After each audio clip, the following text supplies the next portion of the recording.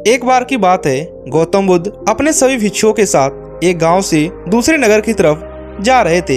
रास्ता बहुत कठिन था और धूप बहुत ही जोरों की थी। गौतम बुद्ध लगातार कई घंटों से चलते ही जा रहे थे। साथ में उनके जितने भी शिष्य थे वो भी गौतम बुद्ध के पीछे पीछे चल रहे थे। एक जगह जाने पर गौतम बुद्ध ने देखा कि एक बरगद का पेड़ है जिसके छांव में बहुत सारे पक्षियां छांव का आनंद ले रही थी। गौतम बुद्ध तुरंत उस बरगद के पेड़ के नीचे जाते हैं और अपने सभी शिष्यों से कहते हैं कि आप सब यहीं पर बैठ जाइए क्योंकि धूप बहुत ही तेज है और हम लोग बहुत देर से चलते जा रहे हैं। इसके साथ ही गौतम बुद्ध और उनके सभी भिक्षुओं को पानी की बहुत ही ज्यादा तलाश थी क्योंकि वो लोग पानी लेकर साथ में नहीं चले थे। चलने की वजह से सभी का गला सूख गया था। गौतम बुद्ध ने सोचा कि इधर पानी मिलेगा कि नहीं मिलेगा। तभी उन्होंने अपने एक शिष्य को बुलाया और कहा कि आप इस बरगद के पेड़ से 20 कदम दूर जाइए और इसका 2 बार परिक्रमा कीजिए। शिष्य ने तुरंत बुद्ध से आज्ञा पाकर वैसा ही किया। वो बरगद के पेड़ से 20 कदम दूर गया और 2 बार बरगद की परिक्रमा की और वापस गौतम बुद्ध के पास आया। गौतम बुद्ध ने पूछा कि क्या आपको किसी ठंडी हवा का अनुभव हुआ? गौतम बुद्ध के शिष्य ने कहा कि हे महात्म, मुझे उत्तर दिशा की तरफ ठंडी हवा का संकेत आ रहा है। गौतम बुद्ध ने कहा कि आप तुरंत उसी दिशा में चले जाइए, उधर जरूर कोई बड़ा सा तालाब है, इसी वजह से उधर से ठंडी हवा आ रही है। बुद्ध की आज्ञा पाकर वो व्यक्ति तुरंत उधर जाने के लिए तैयार हो गया। बुद्ध ने कहा कि आप जाइए और सभी के लिए पानी लेकर आइए। शिष्य बड़ा सा काशा लेकर उस तरफ बढ़ जाता है। कुछ दूर आगे जाने के बाद बुद्ध का शिष्य देखता है कि वहां पर एक बहुत ही बड़ा जलाशय है। शिष्य की आंखों में पूरी तरह से प्रशंसा थी। वो पूरी तरह से लल्लाहट में थे और वो सभी सोच रहे थे कि क्यों ना गौतम बुद्ध को पानी का तलब दिया जाए। गौतम बुद्ध की आज्ञा से लेकर वो वहां पर आए थे क्योंकि सभी को उन्हें पानी पिलाना था। वो क्या करते हैं कि तालाब के पास जाते हैं। तभी वो देखते हैं कि तालाब के एक तरफ कई सारी महिलाएं कपड़े धो रही हैं, जिसकी वजह से तालाब का पानी गंदा हो रहा है। तभी वो सोचते हैं कि ये तो पानी बहुत ही ज्यादा दूषित है। उनको अनुभव होता है कि दूसरे हिस्से पर जरूर पानी साफ होगा। वो तालाब के दूसरे हिस्से में जाते हैं। वहां पर पानी एकदम साफ था। वो जैसे ही पानी लेने के लिए अपना बटुआ नीचे गिराते हैं और तैसे ही वहां पर 2 बैल की जोड़ी उसी तालाब में कूद जाती है। जैसे ही बैल तालाब में कूदते हैं, पानी पूरी तरह से दूषित हो जाता है। बुद्ध के शिष्य को बहुत ही तेज से गुस्सा आता है, लेकिन गौतम बुद्ध के जितने भी शिष्य थे सभी को क्रोध पर नियंत्रण करना आता था। वो अपने क्रोध पर नियंत्रण कर लेते हैं। उसके बाद से वापस गौतम बुद्ध के पास वो शिष्य आता है और उसके बाद से गौतम बुद्ध को सारा किस्सा सुनाता है। गौतम बुद्ध अपने शिष्य की बातों को सुनकर उसको पास में बैठ जाने के लिए कहते हैं। गौतम बुद्ध कहते हैं तुम आकर छांव में बैठ जाओ और कुछ देर आराम करो।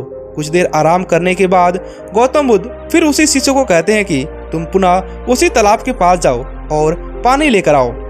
गुरु की आज्ञा पाकर वह शिष्य तुरंत उसी दिशा में फिर से दोबारा चला जाता है, लेकिन मन ही मन ये सोच रहा था कि इधर आने का क्या फायदा, पानी तो दूषित ही होगा। लेकिन जैसे वह तालाब के पास जाता है उसकी आंखें एकदम फटी रह जाती है क्योंकि तालाब का पानी पूरी तरह से पीने योग्य बन गया था और एकदम साफ सुथरा था।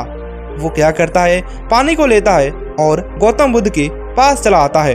गौतम बुद्ध देखते हैं तो पानी पीते हैं और अपने सभी भिक्षुओं को कहते हैं कि सभी लोग पानी पी लो। अब भी उस शिष्य के दिमाग में एक बात खटक रही थी। वो गौतम बुद्ध के पास जाता है और कहता है हे बुद्ध, मैं जब पहली बार गया था तो वहाँ का पानी बहुत ही दूषित था, लेकिन कुछ ही घंटों बाद ऐसा आपने क्या किया जिसकी वजह से पानी पूरी तरह से स्वच्छ हो गया। आप जरूर इसमें कोई अपना चमत्कारी दिमाग लगाए हैं। आपका ये पूरी चमत्कार की वजह से यह पानी स्वच्छ हुआ है। गौतम बुद्ध कहते हैं देखो, मैंने कोई भी चमत्कार नहीं किया है, बल्कि यह तुम्हारे इंतजार, तुम्हारे धैर्य, तुम्हारे सब्र का फल है। जब तुम पहली बार गए थे तो वहाँ पर बहुत सारे लोग पानी में हलचल कर रहे थे, जिसकी वजह से पानी के नीचे की गंदगी ऊपर आ गई थी और पानी पूरी तरह से दूषित हो गया था।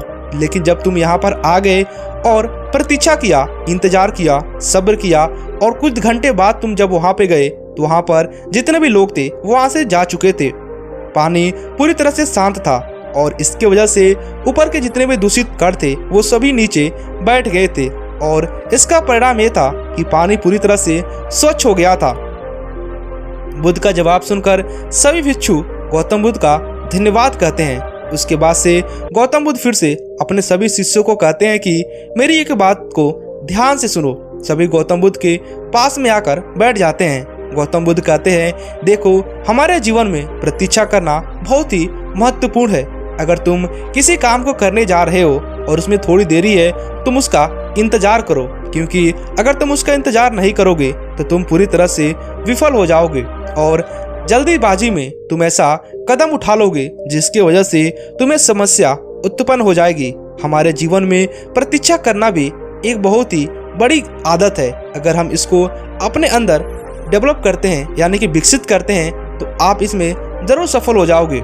जिस तरह से तुमने प्रतीक्षा किया और पानी को स्वच्छ होने का इंतजार किया, समय लगा लेकिन पानी पूरी तरह से स्वच्छ हो गया। अगर तुम उसी वक्त हम लोग यहाँ से निकल गए होते तो हम लोग पानी नहीं पी पाते। शायद कुछ लोगों के प्राण भी चले जाते क्योंकि प्यास हमें बहुत ही जोरों से लगी थी। लेकिन हमने यहाँ पर प्रतीक्षा किया जिसकी वजह से हमें अच्छा परिणाम मिला। इसीलिए बहुत सारे समय ऐसे आएंगे जब तुम्हें प्रतीक्षा करना होगा। तुम्हारे सामने एक ऐसी स्थिति आ जाएगी जिसमें तुमको यह निर्णय लेना होगा कि हम अब क्या करें, लेकिन तुम्हें इसकी जगह पर तुम्हें इंतजार करना होगा, क्योंकि इंतजार करना भी एक बहुत ही बड़ी सफलता का सीढ़ी है। अगर तुम इंतजार करते हो, तुम अगले कदम पर बढ़ाने की सोचते हो, उसको पहले 100 बार सोचो कि क्या हम ये जो गलती कर रहे हैं वो आगे चलकर सही होगा या नहीं होगा। हमें इंतजार कर लेना चाहिए। हम लोगों ने इंतजार किया, इसलिए मैं तो यहाँ पर तुम्हारे साथ कुछ ही वक्त रहूंगा, लेकिन आगे चलकर तुम्हारा पूरा जीवन बाकी है। तुम्हें अपने जीवन में कई सारे ऐसे समय आएंगे, तुम्हें कठिनाइयाँ आएंगी जहाँ पर तुम्हें तुरंत डिसीजन नहीं लेना है, तुम्हें तुरंत निर्णय नहीं लेना है। तुम्हें ऐसा समय का इंतजार करना है। जब तुम समय का इंतजार करोगे तो तभी तुम्हें सफलता मिलेगी। जिस तरह से पानी पूरी तरह से समय का इंतजार करने से स्वच्छ हो गया, उसी तरह से तुम्हारे समय में भी तुम्हारा लक्ष्य पूरी तरह से साफ और स्वच्छ दिखाई देने लगेगा। लेकिन इसके लिए तुम्हें अपने अंदर धैर्य को विकसित करना है। गौतम बुद्ध की बात को सुनकर सभी शिष्य पूरी तरह से प्रसन्न हो गए और उन्होंने गौतम बुद्ध का आदर किया और उन्हें प्रणाम किया। गौतम बुद्ध ने सभी को आशीर्वाद दिया और कहा कि चलो अब अपने शहर में चलते हैं, यानी किसी दूसरे नगर में चलते हैं। दोस्तों, गौतम बुद्ध की ये कहानी आपको कैसी लगी हमें नीचे कमेंट कर बताइएगा। और दोस्तों, इस कहानी का मेन मकसद यही था कि हम अपने अंदर धैर्य, इंतजार, सब्र कैसे विकसित करें। जिस तरह से बौद्ध भिक्षुओं ने पानी का इंतजार किया साफ होने का, उसी तरह हमें भी अपने जीवन में सही समय का इंतजार करना होगा, तभी हम अपने जीवन में सफल हो पाएंगे। आपको वीडियो कैसा लगा नीचे कमेंट कर बताइएगा।